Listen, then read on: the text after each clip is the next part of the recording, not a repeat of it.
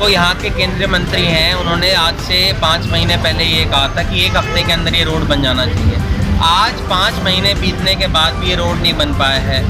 दो हमारे यहाँ के जो मंत्री हैं, हमारे चाहे ग्रेवेंस के चेयरमैन हों ओम प्रकाश जी ने, उन्होंने भी कह दिया ये बन जाना चाहिए। बनवारी लाल जी भी यहाँ आए थे, उन्होंने भी ये कहा था। तो आज जो ये सोया हुआ प्रशासन है उसको जगाने के लिए हम लोगों ने आज यहाँ पर पौधारोपण कार्यक्रम किया है।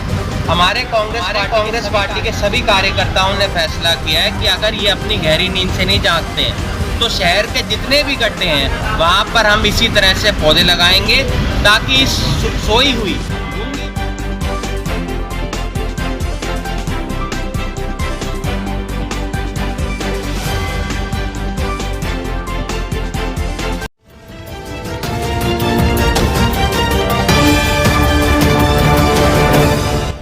नमस्कार, आप देख रहे हैं तहलका हरियाणा, आपकी आवाज।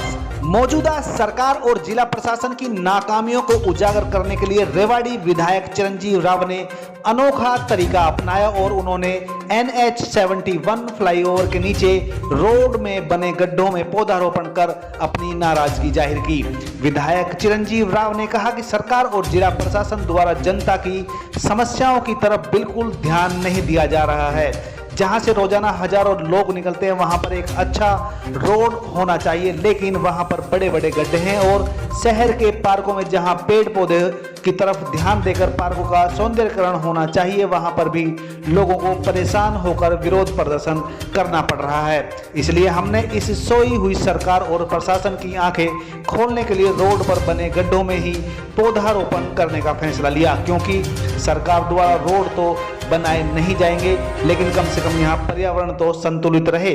विधायक चिरंजीव राव ने कहा कि दक्षिण हरियाणा शिक्षा के क्षेत्र में लगातार पिछड़ता जा रहा है। इसी बीच वर्ष 2015 में मुख्यमंत्री मनोहर लाल खट्टर द्वारा रेवाड़ी बॉयज कॉलेज के लिए आवंटित 5.32 एकड़ जमीन आवंटन के आदेश हरियाणा शहरी विकास प्राधिकरण द्वारा वापस लेकर इस जमीन के टुकड़े को निजी शिक्षण संस्थानों को नीलाम करने से फिर साबित हो गया कि खट्टर सरकार दक्षिण हरियाणा के साथ विकास कार्यों में सौतेला व्यवहार कर रही है। विधायक ने कहा कि जहां पर बॉयज कॉलेज बनने वाला था वह राजस्व रिकॉर्ड के अनुसार बावल विधानसभा में है और कोसली विधायक लक्ष्मण यादव रेवाड़ी में रहते हैं। यह बनने वाले लड़कों के कॉलेज में तो पूरे जिले के युवाओं को फायदा होना था, तो फिर केंद्रीय मंत्री राव इंद्रजीत सिंह, कैबिनेट मंत्री बनवारी लाल और विधायक लक्ष्मण यादव इस मामले पर चुप्पी कैसे साधे हुए हैं। इस मामले पर तो सभी को एकजुट होना चाहिए था और सरकार पर दबाव डालकर लड़कों के कॉलेज को यहाँ पर बनवाना चाहिए था, तभी जनता के हितैषी कहलाएंगे। नहीं तो जनता आने वाले समय में इन प्रतिनिधियों को सबक सिखाने का काम करेगी। विधायक चिरंजीव राव ने कहा कि सरकार की मंशा साफ है कि दक्षिण हरियाणा में कोई विकास कार्य न हो। सैनिक स्कूल गोठड़ा, पाली भवन व भक्त फूल सिंह महिला विश्वविद्यालय खानपुर के कृष्ण नगर कोसली रीजनल सेंटर का भवन निर्माण भी विगत 7 सालों से पूरा नहीं हो पाया है। रक्षा विश्वविद्यालय बिनोला में बनेगा भी या नहीं यह कोई नहीं जानता।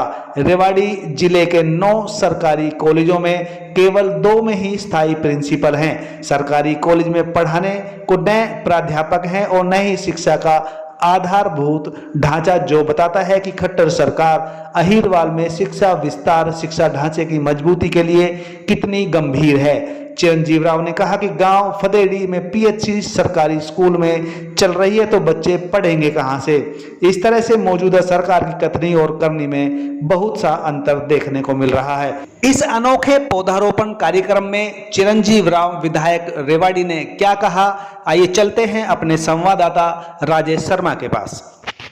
दिनों से एक समस्या ये है जो आए दिन लोगों को होती है, एक्सीडेंट होते हैं। पिछले दिनों में एक नौजवान ने अपनी जान भी गंवा दी थी और इस मुद्दे को हम लोग लगातार उठा रहे हैं। और खुद जो यहाँ के केंद्रीय मंत्री हैं उन्होंने आज से 5 महीने पहले ये कहा था कि 1 हफ्ते के अंदर ये रोड बन जाना चाहिए। आज 5 महीने बीतने के बाद भी ये रोड नहीं बन पाया है। दो हमारे यहाँ के जो मंत्री हैं, हमारे चाहे ग्रेवेंस के चेयरमैन हों ओम प्रकाश जी ने, उन्होंने भी कह दिया ये बन जाना चाहिए। बनवारी लाल जी भी यहाँ आए थे, उन्होंने भी ये कहा था। तो आज जो ये सोया हुआ प्रशासन है उसको जगाने के लिए हम लोगों ने आज यहाँ पर पौधारोपण कार्यक्रम किया है।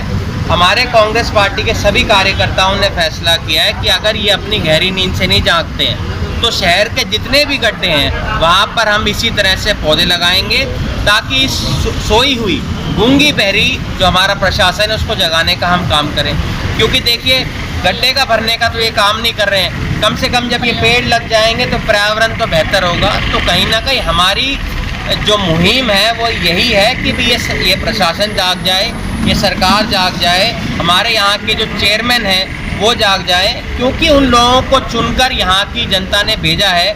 पर आज 9-10 महीने हो गए, उसके बावजूद भी आज शहर के अंदर कहीं हालात नहीं बदले हैं। तो कहीं ना कहीं मेरा आपके माध्यम से यही कहना है कि इस गूंगी बहरी प्रशासन को जगाने के लिए आज हम लोगों ने ये पौधारोपण यहाँ पर किया है सांकेतिक रूप से। तो हमें दुख है कि एक छोटे से टुकड़े को बनाने के अंदर इतना समय लग गया। जब एक केंद्रीय मंत्री कह चुका है, 2-3 मंत्री कह चुके हैं, विधायक कह चुके हैं, यहाँ का डीसी कह चुके हैं, उसके बावजूद भी अगर काम नहीं हो रहा है तो कहीं ना कहीं ये पता चलता है कि ये जो प्रशासन है ये पूरी तरह से गहरी नींद में सोया हुआ है। और इनको जगाने के लिए हम इस तरह के कार्यक्रम आने वाले समय के अंदर करते रहेंगे और हम इस सोई हुई सरकार को और चाहे ये सोया हुआ प्रशासन है इसको हम जगाते रहेंगे।